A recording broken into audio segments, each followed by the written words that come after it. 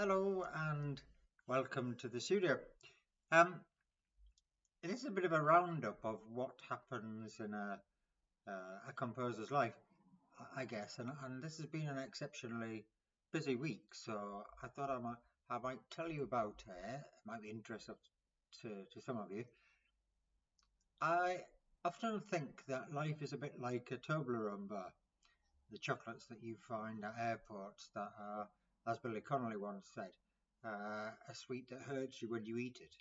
But it's based on a series of triangles. I think it's supposed to represent the Alps. And sometimes we climb to the top of one of these peaks and then go straight on to the next peak and the next peak and the next peak without actually looking and resting at the top of the Toblerone mountain to see from where we came and enjoy the view before setting off down the valley and back up the next piece of Toblerone. So I thought today would be a little reflection on some of the things that are in a week of a composer. Because I don't just only compose, and I don't know anybody who can manage to fill their time composing and make a living from it. So there are various other things that I do. For instance, in a normal week, there will be a rehearsal of Leeds Male Voice Choir, 70 strong male voice choir that I've conducted for the last 12 or so years. It's interesting to note that that choir started out with, I guess, about 8 men when I took it over, and now we're in 70, proving that one can recruit quite happily to choirs if you have a modern day approach. Um, the summer choir is in full flow, so that's another set of rehearsals each week. Summer choir is something that takes place when choirs stop for the summer. We run a choir when people zig, we zag. Um, and that is dealing with Rutter and Sullivan, and that is just a project choir. Runs for 6 weeks in the summer, and then does a charity concert. Been a huge success over the last 3 years. And then this coming weekend, one of my other choirs, which is now 31 years old, will be singing the services at Ripon Cathedral, and we standing in for the cathedral choir, so that I like to try and include wherever possible music by composers that got a connection with the north of England. So we were using music by Sir George Dyson from Halifax, Norman Gilbert, also from Halifax, just down the road, Healy Willan, a connection with Francis Jackson there at York Minster rather than a connection with Yorkshire, and a communion set in by James Holt, who was the choir's first organist when we set out some 31 years ago. So and a little bit of teaching is the week up aside from I'm playing at church, is aside from the composing. But the composing, I like to be in early. Well, I call 9 o'clock early. Some people would call 7 o'clock early. I'm not actually sure there are two 7 o'clocks in a day, but if there are, some people would call that early. And sort of the morning time is good for composing for me because there's nobody else in the studio, and I can get an uninterrupted flow of writing. And what's on the table at the moment? Well, three projects are on the table at the moment.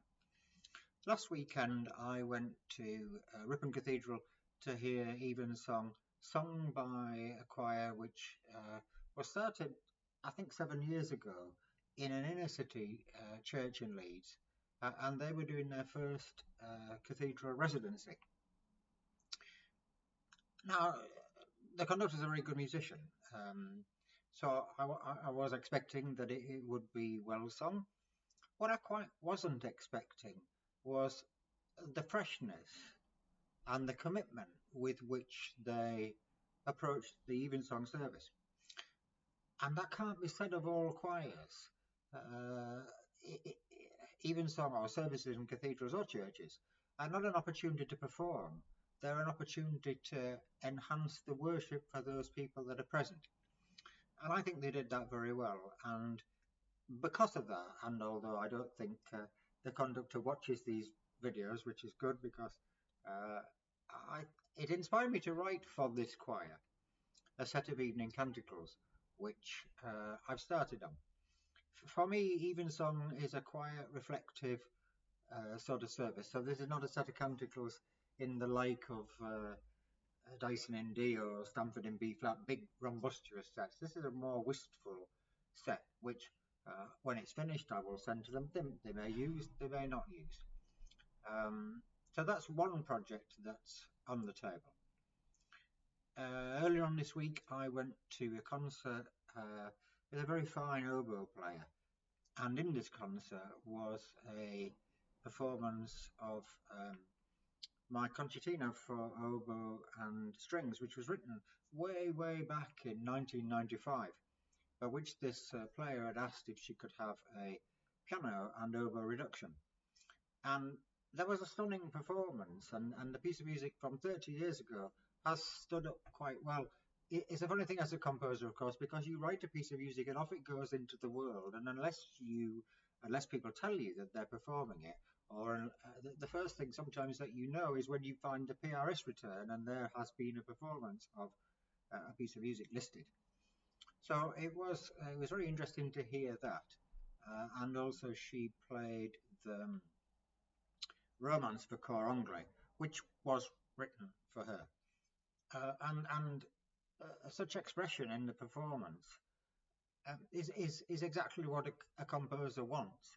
It is almost like the player was on your shoulder when you were writing it and has understood exactly, because it's a very imprecise art writing music of putting instructions. Um, I remember reading one somewhere that Vaughan Williams was conducting orchestras, and the orchestras did what they did despite of what he did, but he had been able to explain before even starting a rehearsal exactly what he wanted from the piece. Well, of course, you don't get that chance if you don't meet the performer in advance. And I do get there are some performers who just seem to recreate the music exactly as you would recreate it if I could play the Cor Anglais, which I can't. So that led on to a new composing project in that years ago, well, not that many years ago, probably in lockdown. I wrote a piece of music called Bird Flight, which was for Cor Anglais and string orchestra.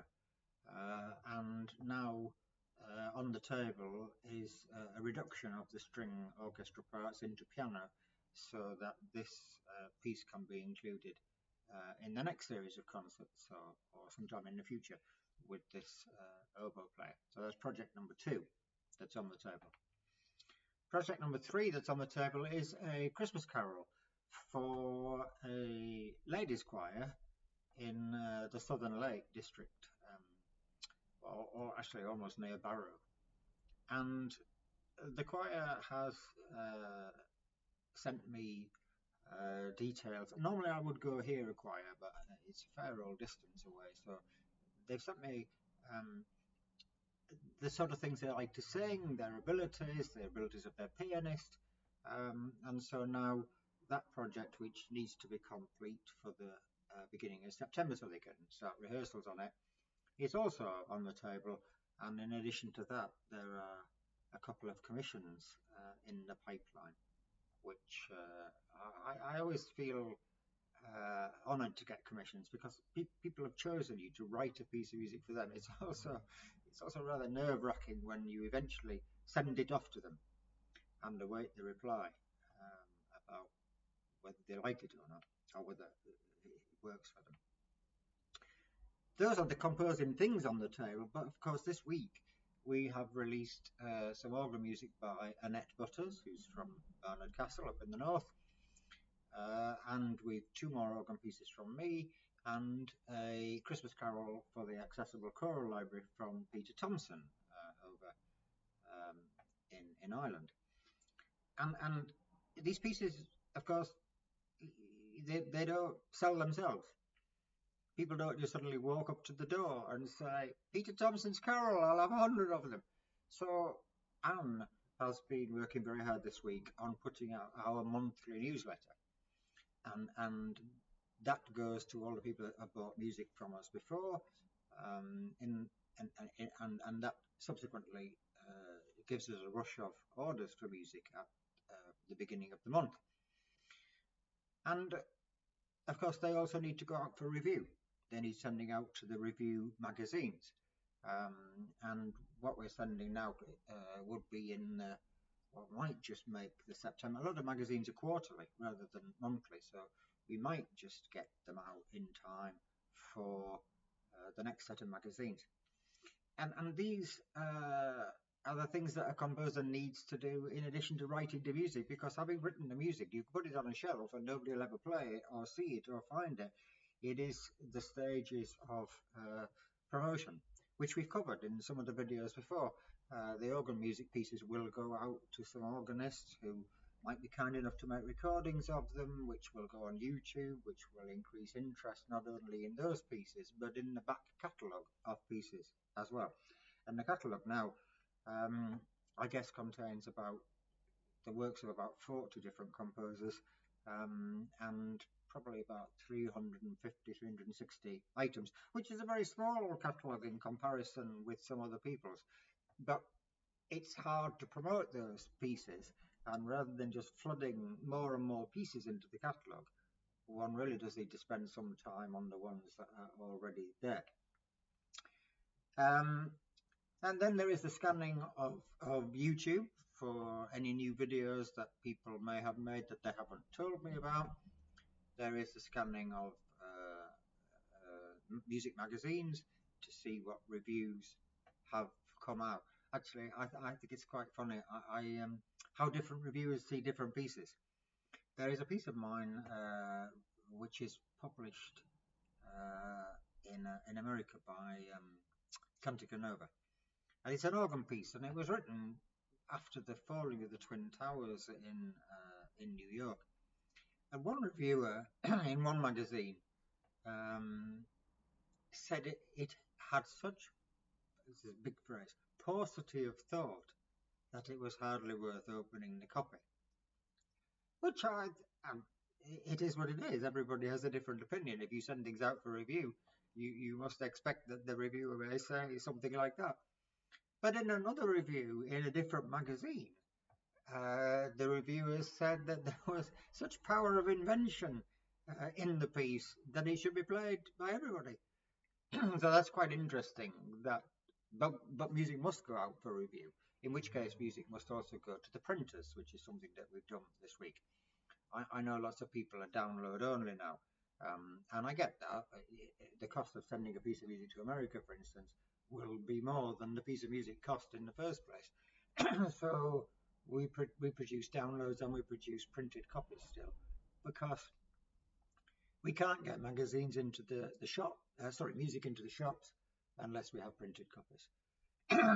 So that's the week, and that's a pretty typical week, and that is the life of a composer. Now, of course, it's not the life of every composer, because some composers write their music and send it to publishers, and the publishers do all this work for them, allowing them, I guess, more time to write more music. But I don't essentially think that writing more and more music, I think writing more and more music is good for your skills as a composer. Whether you release all that music or not is something different. So effectively, we've come to the close of this set of videos now, because I think I may have talked too long and exhausted the subject. I'm going to do some periodic videos in the future when things come to mind that I think might be useful for people to hear.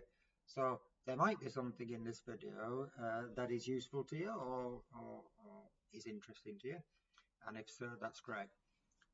We're at the weekend, and we're nearer to Christmas now than we were to last Christmas.